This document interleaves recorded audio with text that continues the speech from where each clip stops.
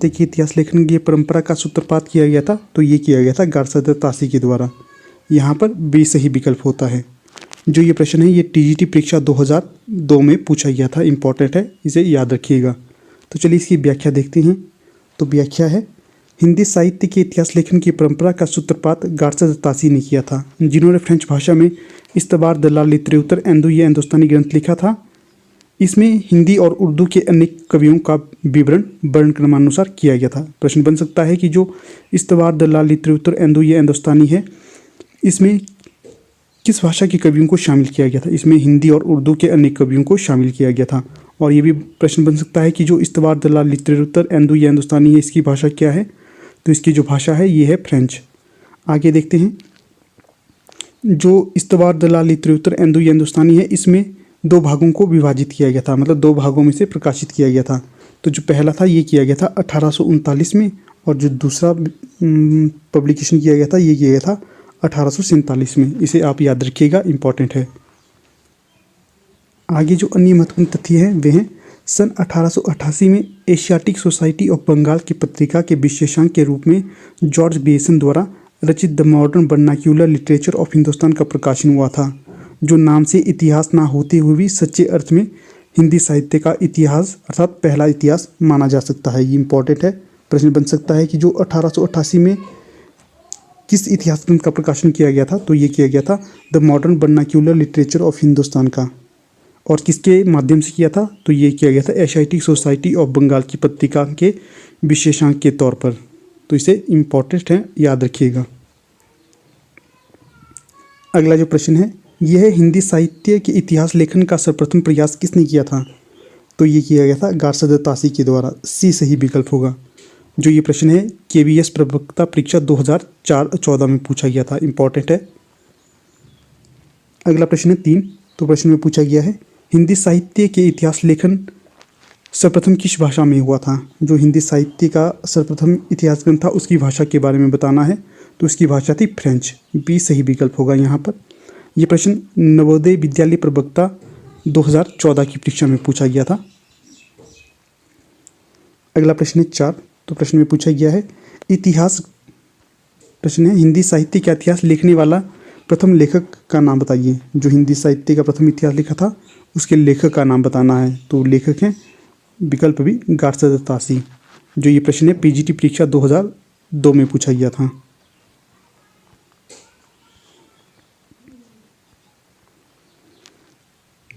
अगला प्रश्न है 5। तो प्रश्न में पूछा गया है, कालक्रमानुसार लिखा गया हिंदी साहित्य का प्रथम इतिहास ग्रंथ है। तो ये होगा विकल्प D the modern vernacular literature of Hindustan. D सही विकल्प होगा यहाँ पर। यह प्रश्न आश्रम पद्धति प्रवक्ता परीक्षा 2009 में पूछा गया था। अगला जो प्रश्न है 6। तो प्रश्न में पूछा गया है, इस्तबार द ला लिटरेचर एंदो ये हिंदुस्तानी नामक हिंदी साहित्य के इतिहास ग्रंथ के लेखक का नाम बताइए। तो ये है गार्सा द तासी। ए सही विकल्प होगा। और ये प्रश्न पीजीटी परीक्षा 2002 में पूछा गया है। अगला जो प्रश्न है 7। तो यहाँ पर पूछा गया है, हिंदी साहित्य का पहला इतिहास लिखा गया था। तो ये लिखा गया था फ्रेंच भाषा में। सी सही विकल्प होगा। ये प्रश्न टीजीटी परीक्षा 2001 में पूछा गया है। अगला जो प्रश्न है 8। तो प्रश्न में पूछा गया है, हिंदी का प्रथम व्याकरण लिखने वाले विद्वान थे। तो ये थे जोशुआ केटलर। ए सही विकल्प होगा यहाँ पर। यह प्रश्न भी पीजीटी परीक्षा 2009 में पूछा गया है। तो चलिए यहाँ पर इसकी थोड़ी सी व्याख्या देख लेते हैं। व्याख्या है, हिंदी का प्रथम व्याकरण लिखने वाले विद्वान जोहान जोशुआ केटलर थे और ये पुर्तगाल या डच ईस्ट इंडिया कंपनी से संबंध रखते थे। इनको ईस्ट इंडिया कंपनी अर्थात डच ईस्ट इंडिया कंपनी के द्वारा राजदूत बनाकर भारत भेजा गया था। उन्होंने अपने देशवासियों को भारत में व्यावसायिक सुविधा की दृष्टि से हिंदी का सामान्य ज्ञान कराने के लिए व्याकरण की पुस्तक हिंदुस्तानी ग्रामर लिखा था। इनकी जो जोशुआ केटलर की पुस्तक का जो नाम पूछा जा सकता है, इसका नाम होगा हिंदुस्तानी ग्रामर। इसे इन्होंने 1715 में प्रकाशित किया था। इस ग्रामर की रचना डच भाषा में की गई थी। प्रश्न बन सकता है कि किस भाषा का है? तो यह है डच भाषा का। डॉक्टर ग्रियर्सन ने अपने ग्रंथ लिंग्विस्टिक सर्वे ऑफ इंडिया में इस पुस्तक का तथा उसके लेखक का संक्षिप्त परिचय दिया है। सन 1943 में पंडित किशोरीदास वाजपेयी का ब्रजभाषा व्याकरण प्रकाशित हुआ और इसी के साथ व्याकरण लेखन में नई चेतना का संचार हुआ। इसके बाद वाजपेयी जी की अच्छी हिंदी का नमूना 1948, ब्रजभाषा का प्रथम व्याकरण 1949, हिंदी निरुक्तक 1949 तथा हिंदी शब्दानुशासन 1958 प्रकाशित हुआ था। इसे आप याद रखिएगा। अगला प्रश्न देखते हैं। प्रश्न है 9। तो प्रश्न में पूछा गया है हिंदी साहित्य के इतिहास को व्यवस्थित रूप देने का श्रेय किसको है? तो ये है आचार्य रामचंद्र शुक्ल जी को। बी सही विकल्प होगा। आगे इसकी व्याख्या देखते हैं। हिंदी साहित्य के इतिहास को व्यवस्थित रूप देने का श्रेय आचार्य रामचंद्र शुक्ल को जाता है। इन्होंने हिंदी साहित्य का इतिहास, जिसका प्रकाशन वर्ष है 1929, लिखा, जो मूलतः नागरिक प्रचारणी सभा द्वारा प्रकाशित हिंदी शब्द सागर की भूमिका के रूप में लिखा गया था। इंपॉर्टेंट है ये, हिंदी शब्द सागर की भूमिका में किस पुस्तक को लिखा गया था? तो उसे लिखा गया था हिंदी साहित्य का इतिहास को। आगे देखते हैं। तथा जिसे आगे परिवर्तित एवं विस्तृत करके स्वतंत्र पुस्तक का रूप भी प्रदान किया गया था। अन्य महत्वपूर्ण तथ्यों को देखते हैं। अन्य महत्वपूर्ण तथ्य हैं शिवसिंह सरोज, जिसका प्रकाशन वर्ष है 1883 में, लगभग 1000 या 1 भाषा कवियों का जीवन चरित्र उनकी कविताओं के उदाहरण सहित प्रस्तुत करने का प्रयास किया गया है। यह शिवसिंह सेंगर कृत है। इसे भी आप याद रखिएगा। आगे है रामचंद्र शुक्ल का हिंदी साहित्य का इतिहास मूलतः किस कृति की भूमिका के रूप में लिखा गया था? इसे हमने ऊपर पढ़ा था, तो इसे लिखा गया था हिंदी शब्द सागर की भूमिका के रूप में। बी सही विकल्प होगा। ये जो प्रश्न है GIC प्रवक्ता परीक्षा 2017 में पूछा गया था, इसे याद रखिएगा। अगला जो प्रश्न है 11। तो प्रश्न में पूछा गया है आचार्य रामचंद्र शुक्ल द्वारा रचित हिंदी साहित्य का इतिहास का प्रकाशन वर्ष क्या है? तो ये है सन 1929। डी सही विकल्प होगा। जो ये प्रश्न है दिल्ली केंद्रीय विद्यालय PGT परीक्षा 2015 में पूछा गया था। हाँ दोस्तों, के साथ जुड़ना चाहते हो उसका लिंक आपको डिस्क्रिप्शन बॉक्स में मिल जाएगा, आप वहाँ पर जुड़ सकते हो। तो चलिए अगला प्रश्न देखते हैं। प्रश्न में पूछा गया है इनमें से वो कौन सी रचना है जिसे मूलतः हिंदी शब्द सागर की भूमिका के रूप में लिखा गया था, किंतु बाद में उसे स्वतंत्र ग्रंथ भी बना दिया गया था? तो सही विकल्प होगा यहाँ पर विकल्प सी, आचार्य रामचंद्र शुक्ल कृत हिंदी साहित्य का इतिहास। इसका प्रकाशन वर्ष है 1929। जो ये प्रश्न है KBS प्रवक्ता परीक्षा 2014 में पूछा गया था। इसे याद रखिएगा। अगला प्रश्न देखते हैं। अगला जो प्रश्न है 13। तो प्रश्न में पूछा गया है आंग्ल भाषा में लिखी गई हिंदी साहित्य के इतिहास स्केच ऑफ हिंदी लिटरेचर के लेखक कौन हैं? तो ये होंगे विकल्प बी, पादरी एडिसन ग्रीव्स। बी सही विकल्प होगा दोस्तों। यहाँ पर इसकी थोड़ी सी व्याख्या देख लेते हैं। व्याख्या है आंग्ल भाषा में लिखा गया हिंदी साहित्य का इतिहास स्केच ऑफ लिटरेचर के लेखक पादरी एडिसन ग्रीव्स हैं। पादरी FE के द्वारा लिखित हिंदी साहित्य का इतिहास a history of Hindi literature नाम से प्रकाशित हुआ था। The modern vernacular literature of Hindustan के लेखक जॉर्ज ग्रियर्सन है। इसे भी आप याद रखिएगा। पुस्तक पूछी जा सकती है कि the modern vernacular literature of Hindustan के लेखक कौन है? तो ये हैं जॉर्ज ग्रियर्सन। और जो पादरी FE की पुस्तक है उसका नाम है a history of Hindi literature. इसे भी आप याद रखिएगा। अगला प्रश्न देखते हैं 14। तो प्रश्न में पूछा गया है प्रश्न है ग्रियर्सन कृत the modern vernacular literature of Hindustan का हिंदी अनुवाद किसने किया था? तो ये प्रश्न इंपॉर्टेंट है। इस प्रश्न को PGT परीक्षा 2002 में पूछा गया था। तो जो इस प्रश्न का सही उत्तर होगा तो ये होगा डॉक्टर किशोरीलाल गुप्त। डॉक्टर किशोरीलाल गुप्त द्वारा the modern vernacular literature of Hindustan को अनुवादित किया था। आगे इसकी व्याख्या देख लेते हैं। थोड़ी सी व्याख्या है ग्रियर्सन द्वारा रचित the modern vernacular literature of Hindustan का हिंदी अनुवाद डॉक्टर किशोरीलाल गुप्त द्वारा हिंदी साहित्य का इतिहास नाम से अनुवादित किया गया था। अन्य महत्वपूर्ण तथ्य है किशोरीलाल गुप्त का जन्म 1916 में भदोही, जो उत्तर प्रदेश में पड़ता है, में हुआ था। ये पंडित विश्वनाथ प्रसाद मिश्र के प्रमुख शिष्यों में से एक थे। इनके गुरु का नाम पूछा जा सकता है, तो इनके गुरु का नाम है पंडित विश्वनाथ प्रसाद मिश्र।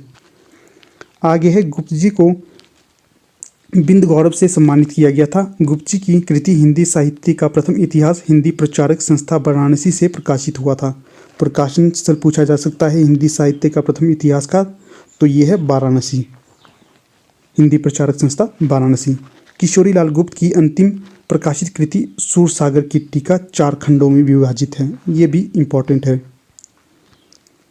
अगला जो प्रश्न है 15, तो प्रश्न में पूछा गया है the modern vernacular literature of Hindustan, Hindi साहित्य के इतिहास ग्रंथ के लेखक का नाम बताइए।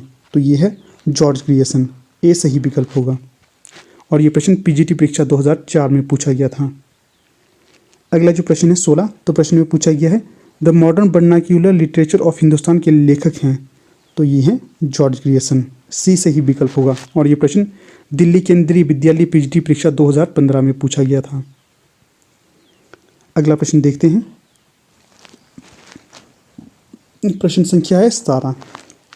प्रश्न पूछा गया है द मॉडर्न, प्रश्न है डॉक्टर किशोरीलाल गुप्त ने इनमें से किस ग्रंथ का हिंदी अनुवाद हिंदी साहित्य का प्रथम इतिहास शीर्षक से किया था। तो सही विकल्प होगा दोस्तों यहाँ पर विकल्प B the modern vernacular literature of Hindustan. B सही विकल्प होगा।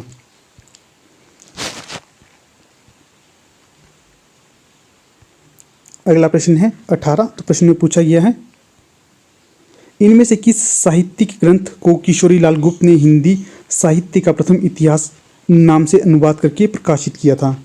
तो ये है the modern vernacular literature of northern Hindustan. D सही विकल्प होगा। और ये प्रश्न जीआईसी प्रवक्ता परीक्षा 2017 में पूछा गया है।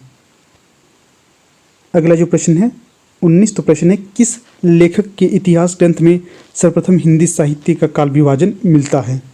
तो ये मिलता है जॉर्ज ग्रियर्सन की पुस्तक में। डी सही विकल्प होगा। इसकी थोड़ी सी व्याख्या देख लेते हैं। हिंदी साहित्य के इतिहास का काल विभाजन करने वाले प्रथम इतिहासकार डॉक्टर जॉन ग्रियर्सन थे। उन्होंने आदिकाल की अंतिम सीमा 1400 ईस्वी तक मानी है। इम्पॉर्टेंट है।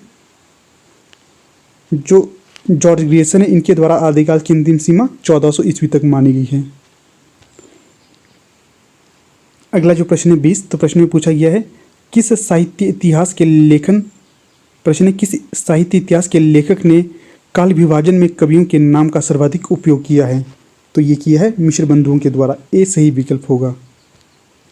व्याख्या देख लेते हैं इसकी थोड़ी सी।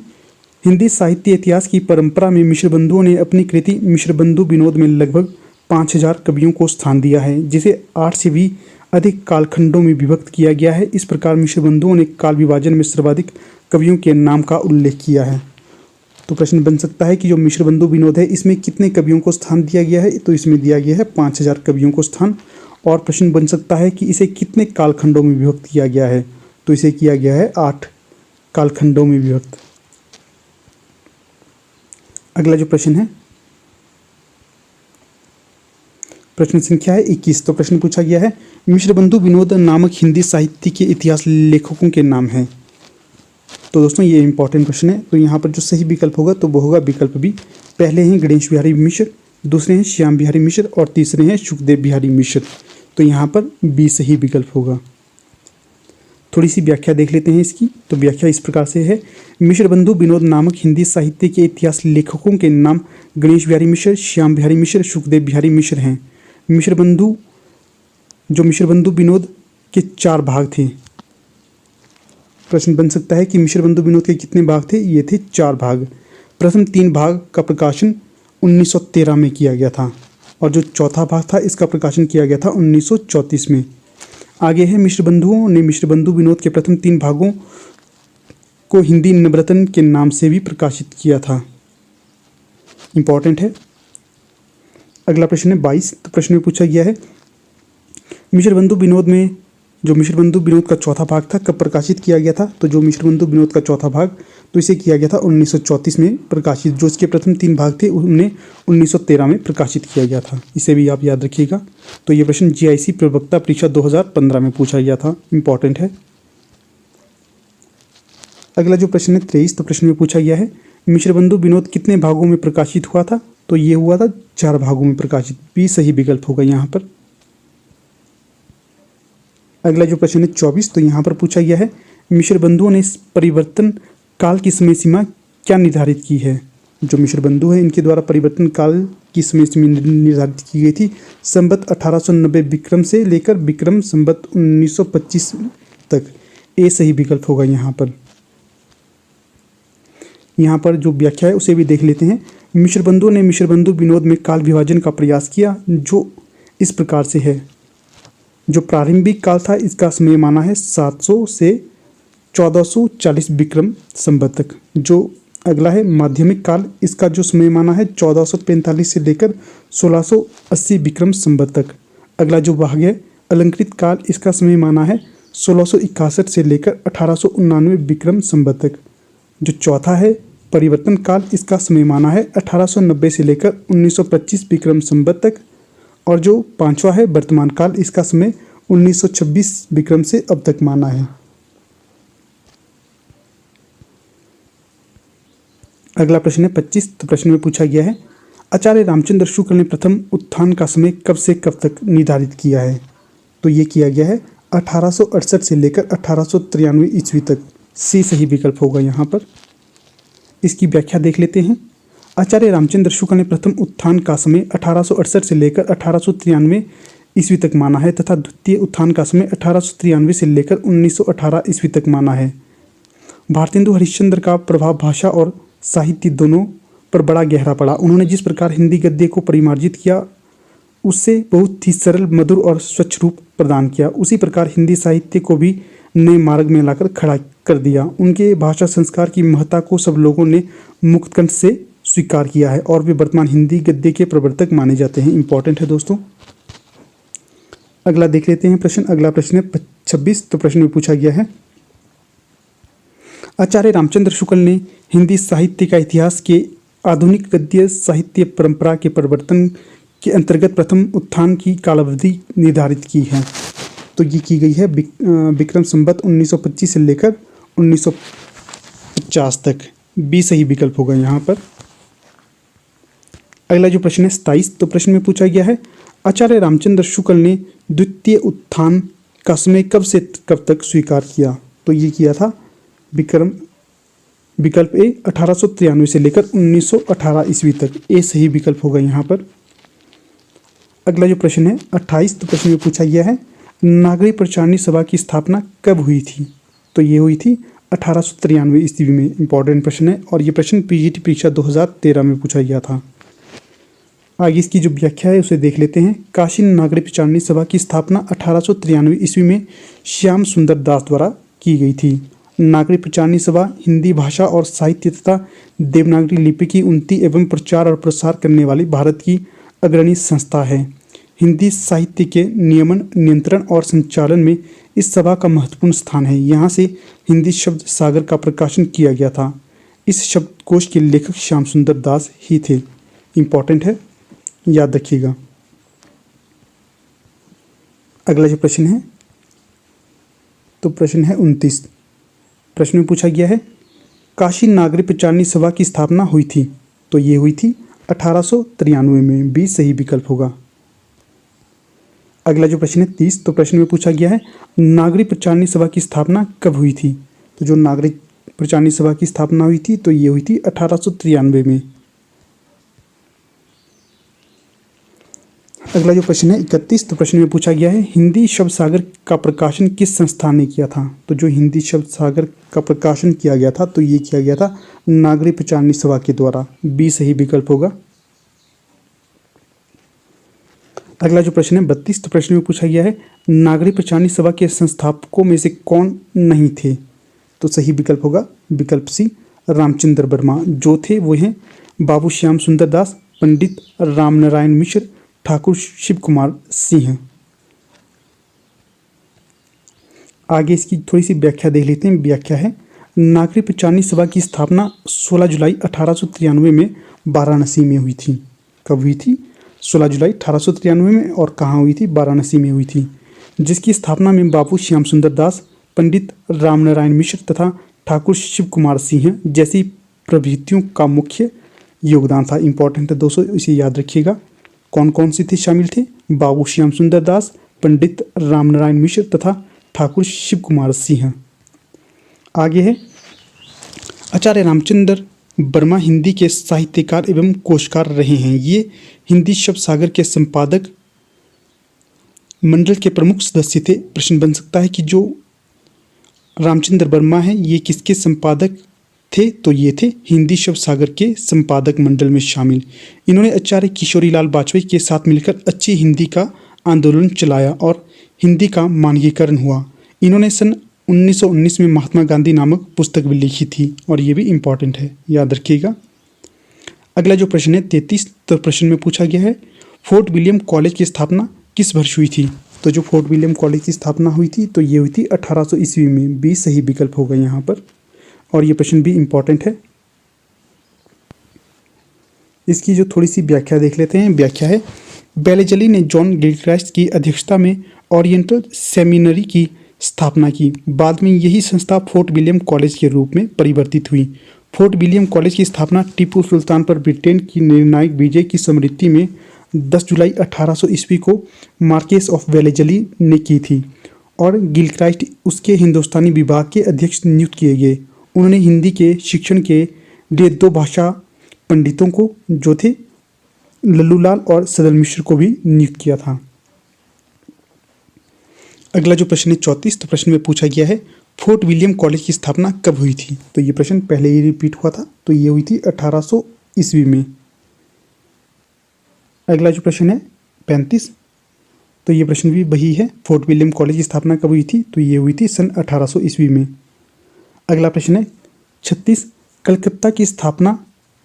प्रश्न है, कलकत्ता में स्थापित फोर्ट विलियम कॉलेज के संस्थापक कौन थे। तो आपसे ये प्रश्न भी बन सकता है कि जो फोर्ट विलियम कॉलेज है कहाँ पर स्थित है। तो ये है कलकत्ता में। तो यहाँ पर पूछा गया है कि जो कलकत्ता में स्थापित फोर्ट विलियम कॉलेज के संस्थापक कौन थे। तो ये थे विकल्प ए जॉन गिलक्राइस्ट। ए सही विकल्प होगा। अगला प्रश्न है 37, सदल मिश्र की भाषा की विशेषता है। तो जो सदल मिश्र की भाषा की विशेषता है तो इसमें जो पूर्वीपन पाया जाता है। ए सही विकल्प होगा यहाँ पर। यहाँ पर व्याख्या देख लेते हैं। सदल मिश्र बिहार प्रांत के शाहाबाद जिले के ध्रुवडीहा गांव के रहने वाले शाकद्वीपीय ब्राह्मण थे। इनके पिता का नाम नंदमणि मिश्र था। ये कलकत्ता के फोर्ट विलियम कॉलेज के हिंदुस्तानी विभाग के अध्यापक थे। सदल मिश्र का प्रारंभिक खड़ी बोली गद्य लेखकों में विशेष महत्व है। इनके शब्द संगठन और वाक्य विन्यास दोनों में ही ब्रजभाषा, पूर्वीपन और बांग्ला, इन तीनों का प्रभाव स्पष्ट लक्षित होता है।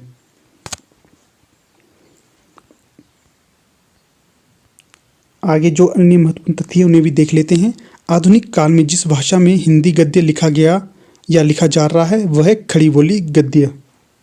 अगला है, आचार्य रामचंद्र शुक्ल ने खड़ी बोली गद्य का प्रारंभ अकबर के दरबारी कवि गंग द्वारा लिखित चंद छंद वर्णन की महिमा से माना है। इसे भी आप याद रखिएगा, इंपॉर्टेंट है। आगे है, सदल मिश्र हिंदी के प्रथम गद्यकार हैं। सदल मिश्र की 2 गद्य कृतियां प्रसिद्ध हैं। एक है नासिकेतोपाख्यान या चंद्रावती, इसका जो प्रकाशन वर्ष 1803 है, और दूसरा है रामचरित, और इसका जो प्रकाशन वर्ष है ये है 1806। आगे है, रामचंद्र शुक्ल के अनुसार सदल मिश्र ने व्यवहारोपयोगी भाषा लिखने का प्रयत्न किया है। आगे है, श्याम सुंदर दास ने तत्कालीन गद्य लेखकों में इंशा अल्लाह खां के बाद दूसरा स्थान सदल मिश्र को ही प्रदान किया। अगला है, लल्लू लाल जी की रचना प्रेम सागर में ब्रजभाषा का प्रभाव दृष्टिगोचर होता है तथा शैली आख्यात्मक है। आगे है, मुंशी सदाशुक्ल लाल की रचना सुखसागर एक धार्मिक ग्रंथ है। इसकी भाषा पर पंडितापन एवं फारसी का प्रभाव लक्षित होता है। इंशा अल्लाह खां की रचना रानी केतकी की कहानी, जिसे उदयभान चरित भी कहा जाता है। प्रश्न बन सकता है कि जो रानी केतकी की कहानी का दूसरा नाम क्या है या इसे किस नाम से जाना जाता है। तो इसे जाना जाता है उदयभान चरित के नाम से भी। इसकी भाषा पर उर्दू, अरबी और फारसी का प्रभाव दिखता है। आगे है, फोर्ट विलियम कॉलेज में जॉन गिलक्राइस्ट हिंदी उर्दू के अध्यापक थे। उन्होंने आगरा के लल्लूलाल और आरा के सदल मिश्र को भाषा मुंशी नियुक्त किया था। प्रश्न बन सकता है कि जो गिलक्राइस्ट के द्वारा किन किन लोगों को भाषा मुंशी नियुक्त किया था। एक था लल्लूलाल और दूसरे थे सदल मिश्र। और यहाँ से ये प्रश्न भी बन सकता है कि लल्लूलाल का संबंध कहाँ से था। तो जो लल्लूलाल का संबंध था ये था आगरा से, और जो सदल मिश्र का संबंध था आरा से। आगे है, सदल मिश्र की अन्य कृतियां हैं फुलन के बिछाने, सोनम के थंब, चहुदिसी बरते थे, बाजने लगा, कांदती है आदि।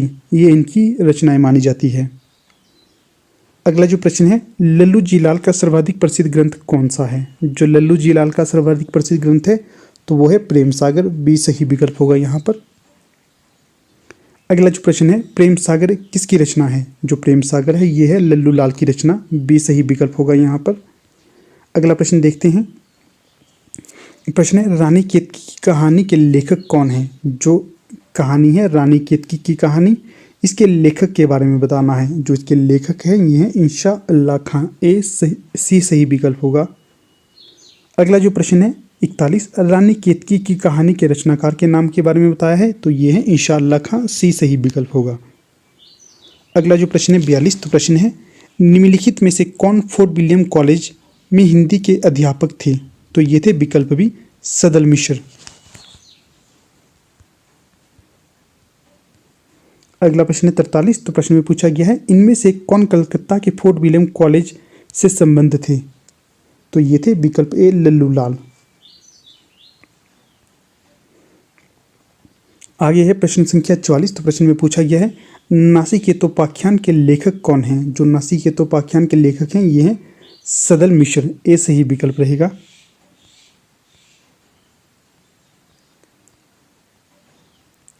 अगला प्रश्न है 45, नासिकेतोपाख्यान के लेखक कौन है? तो ये हैं विकल्प डी सदल मिश्र।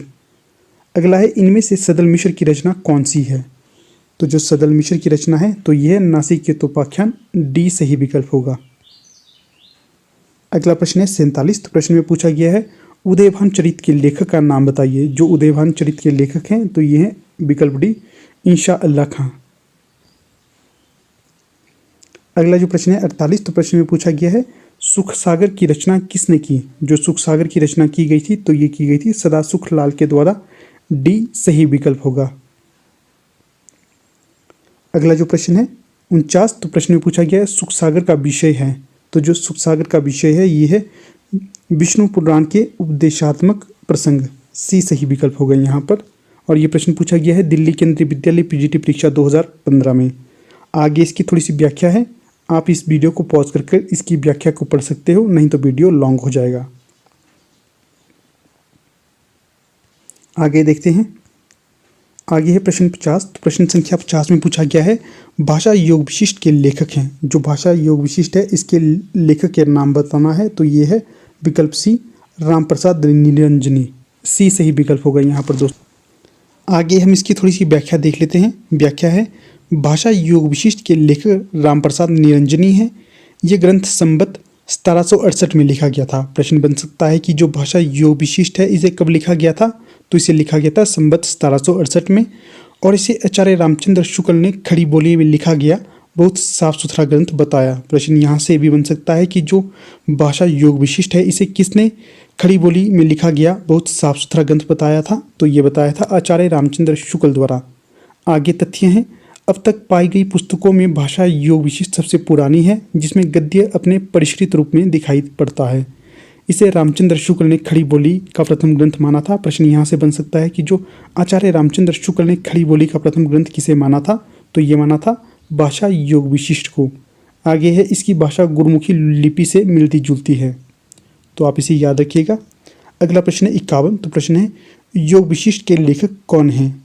तो जो भाषा योग विशिष्ट है इसके लेखक है विकल्प बी रामप्रसाद निरंजनी। इसे आपने ऊपर देख लिया था। अगला जो प्रश्न है 52, खड़ी बोली की प्रथम रचना कौन सी है? जो खड़ी बोली की प्रथम रचना मानी जाती है तो ये है विकल्प बी नासिकेतोपाख्यान। बी सही विकल्प होगा यहाँ पर। आगे थोड़ी सी व्याख्या है, आप इसे देख लेना वीडियो को पॉज करके। हम आगे बढ़ते हैं, नहीं तो वीडियो काफ़ी लंबा हो जाएगा। आगे दोस्तों थोड़ी सी व्याख्या है, आप इस वीडियो को पॉज करके इस व्याख्या को पढ़ सकते हो। हम आगे बढ़ते हैं। आगे प्रश्न 53, तो प्रश्न में पूछा गया है, खड़ी बोली में जो खड़ी शब्द है इसका सर्वप्रथम प्रयोग किसने किया? तो ये किया था सदल मिश्र के द्वारा। ए सही विकल्प होगा। आगे जो व्याख्या है, नरेंद्र कोहली ने अपनी पुस्तक व्यंग्य गाथा में लिखा है कि पंडित लल्लू जी लाल ने खड़ी बोली में गद्य का लेखन किया। फोर्ट विलियम कॉलेज में ही खड़ी बोली का नामकरण हुआ। खड़ी बोली के नामकरण का श्रेय गिलक्राइस्ट एवं सदल मिश्र को दिया जाता है। 1803 में खड़ी बोली का प्रयोग भाषा के रूप में पहली बार हुआ था? इसे भी आप याद रखिएगा। अगला जो प्रश्न है 54, तो प्रश्न में पूछा गया है खड़ी बोली का प्रयोग किसके द्वारा किया गया था? जो खड़ी बोली का प्रयोग किया गया था, विकल्प सी जॉन गिलक्राइस्ट के द्वारा। सी सही विकल्प होगा यहाँ पर। अगला जो प्रश्न है 55, तो प्रश्न में पूछा गया है आधुनिक हिंदी साहित्य के इतिहास में राजा द्वय के नाम से विख्यात 2 रचनाकार हैं। तो ये होंगे दोस्तों विकल्प सी राजा लक्ष्मण सिंह और राजा शिव प्रसाद सितारे हिंद। सी सही विकल्प होगा यहाँ पर। आगे जो व्याख्या है इसे देख लेते हैं। फारसी पढ़े लिखे लोगों ने जनभाषा को फारसी शब्दों से बोझिल कर दिया। इस खेमे का नेतृत्व कर रहे थे राजा शिव प्रसाद सितारे हिंद। इसकी प्रतिक्रिया में कुछ लोगों ने भाषा में संस्कृत शब्दों की भरमार कर दी। इस वर्ग के नेता थे राजा लक्ष्मण सिंह। राजा द्वय की प्रतिद्वंद्विता भारतेंदु के उदय काल तक चलती रही। आगे देखते हैं प्रश्न संख्या 56। तो प्रश्न संख्या 56 में पूछा गया है हिंदी के प्रथम गद्यकार हैं। तो जो हिंदी के प्रथम गद्यकार माने जाते हैं तो ये थे विकल्प बी लल्लू लाल। तो ठीक है दोस्तों, यहाँ पर हमारी वीडियो का जो पहला भाग था उसे समाप्त कर दिया जाता है। आगे हम जो डिस्कस करेंगे उसे हम नेक्स्ट वीडियो में डिस्कस करेंगे। उसे देख लेते हैं। ये है आदिकालीन साहित्य की प्रमुख प्रवृत्तियाँ। इसे हम नेक्स्ट वीडियो में डिस्कस कर लेंगे। तो ठीक है, यहाँ पर अपनी वीडियो का समापन कर लेते हैं। आप लोग अंत तक बने रहे, इसका बहुत बहुत धन्यवाद। तो यहाँ पर आप देख सकते हो हमारी टीम के द्वारा LT TET DSSB TGT PGT Hindi इत्यादि के लिए व्हाट्सएप ग्रुप बनाया गया है। ये पेड व्हाट्सएप ग्रुप है। 1 टाइम आपको पेमेंट करनी है और आपको लगातार यहाँ पर स्टडी मैटर मिलता रहेगा।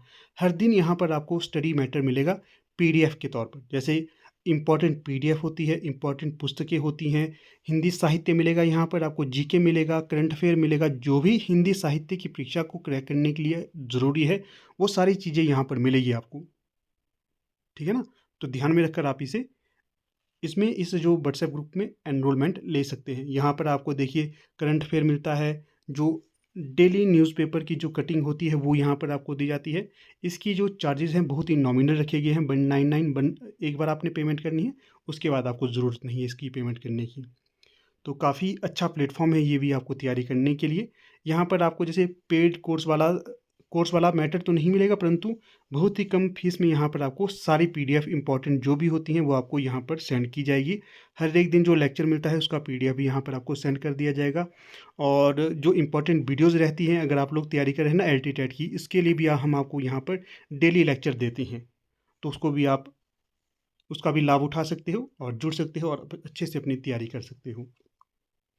इसी के साथ यहाँ पर देखिए आप हमारे हार्ड कॉपी नोट्स भी अपने घर मंगवा सकते हो। ये जो हार्ड कॉपी नोट्स हैं काफ़ी महत्वपूर्ण और इम्पॉर्टेंट साबित हो चुके हैं, क्योंकि जो अधिकतर बच्चे थे LT टेट की तैयारी कर रहे थे, उन्होंने इसे इस तरीके से पढ़ा और उनके सभी के बच्चों के टेट क्लियर हो चुके हैं। यहाँ पर आपको 1500 प्लस मोस्ट एक्सपेक्टेड क्वेश्चन रखे गए हैं हार्ड कॉपी नोट्स पे। अगर मंगवाते हो तो आपके घर पहुँच जाएंगे। एक बार 2-3 बार रिवाइज कर लोगे तो काफ़ी सारे संशय आपके दूर हो जाएंगे और काफ़ी आप प्रिपेयर हो जाओगे परीक्षा के लिए। ठीक है, अगर मंगवाने हैं तो यहाँ पर देखिए नंबर दिया गया है, व्हाट्सएप है। व्हाट्सएप के माध्यम से आप इन्हें मंगवा सकते हैं अपने घर में। यहाँ पर कॉल की सुविधा नहीं है, सिर्फ आप व्हाट्सएप कर सकते हो। व्हाट्सएप के माध्यम से ये चीज़ें आपको प्रोवाइड हो जाएंगी। ठीक है, तो चलिए